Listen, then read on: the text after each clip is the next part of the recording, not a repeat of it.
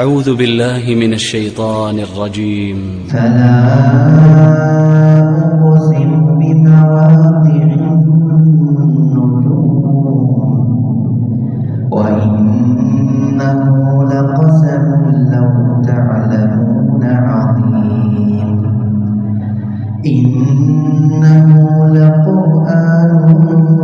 كريم في كتاب لا يمسه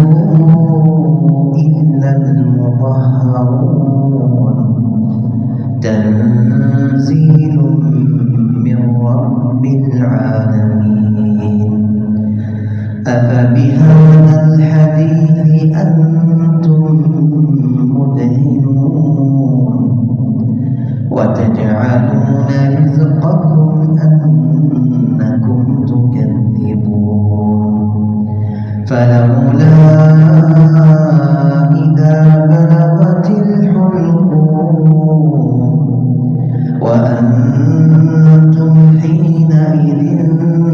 تنظرون ونحن أقرب إليه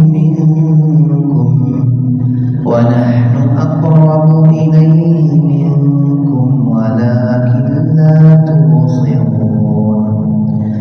فلولا إن كنتم غير مدينين ترجعونها إن كنتم صادقين فأما إن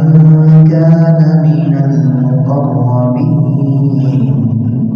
فروح وريحان وجنة نعيم وأما إن كان من أصحاب اليمين فسلام لك من أصحاب اليمين وأما إن كان من المكذبين الضالين فنزل من حميم وتصلية جحيم إن هذا لهو حق اليقين فسبح باسم ربك العظيم.